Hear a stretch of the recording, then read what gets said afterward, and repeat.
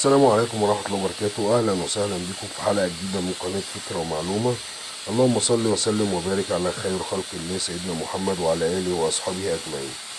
النهاردة يا جماعة شايفين معانا مكنسة، الفرشة بتاعتها كل شوية تتخلع، يعني وانت بتستخدمي المكنسة كل شوية تتخلع. فطبعا ده حاجة متعبة جدا، لأن الفرشة ديت هي المسؤولة عن لم الأتربة.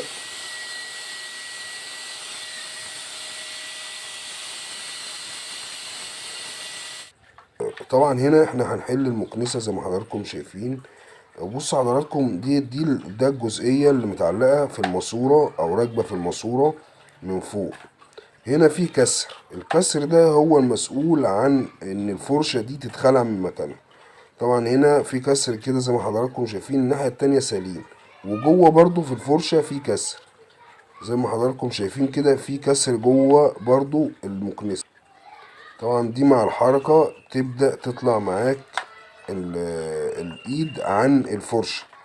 هنا هنبدأ نفك الجزئية بتاعة المسؤولة عن توصيل الفرشة بالماسورة او بالايد الحديد اللي بتبقى في في ايدينا. بص كده حضرتك، هي دي بتبقى راكبة كده. طبعا دي لازم تلف زي ما انت شايف،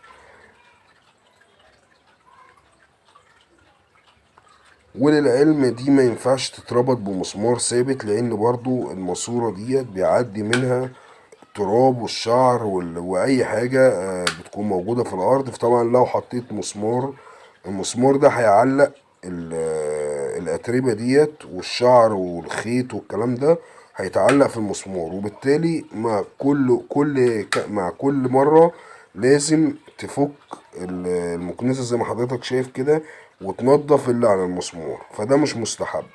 اما الفكرة ديت معانا هنا في حتة بلاستيك زيادة بعد الكسر، طبعا بيبقى فيه حتة زيادة. الحتة دي هنقدر نستغلها في اننا نتنيها في الخارج، نتنيها على بره، زي بالظبط السنة اللي معمولة فوق. هي في سنة صغيرة جدا احنا نقدر نستغلها. هنبدأ نسخن على الماسورة، على القطع البلاستيك اللي هي واصلة بالماسورة،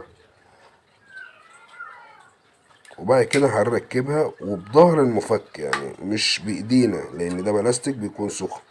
بظهر المفك هنتني قطعة البلاستيك دي او الجزء اللي طالع من البلاستيك ده، هنتنيه على الخارج، نتنيه على بره.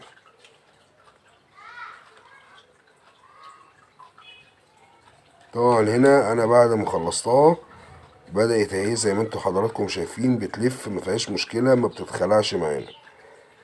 طبعا على حسب بقى ما تكون الحتة دي زيادة، يعني الحتة اللي اتكسرت ديت لو في زيادة فيها كويسة بتقدر يبقى فيها متانة. طبعا لو ما فيهاش زيادة اصلا فمش هينفع تعمل الفكرة دي. هنا كان عندي جزئية صغيرة فانا استغلتها في ان انا ايه اقدر اعالجها زي ما حضرتك شايف كده. اهيت جزئية صغيرة جدا هي اللي منعت خروج القطعتين البلاستيك من بعض. بنرجع نركبها بقى تاني كده، ركبت معانا ما فيهاش اي مشكلة، والحركة تمام، يعني فوق وتحت ويمين وشمال بتلف معانا تمام. طبعا ده في النهاية زي ما حضراتكم شايفين بدأت تروح وتيجي ومستحملة وشغالة ما فيهاش اي مشكلة. في النهاية يا ريت يكون عجبكم الفيديو، يا ريت لو مشتركتش في القناة تشترك فيها وتفعل الجرس على الكل عشان يوصلك كل فيديو جديد. ولو في عندك اي مشكلة في اي جهاز حضرتك ممكن تكتب لي في التعليقات، وانا هرد على حضرتك، سواء رد او هعمل لحضرتك فيديو عملي اقدر اوضح لك فيه الفكرة بتاعت المشكلة اللي عندك. السلام عليكم.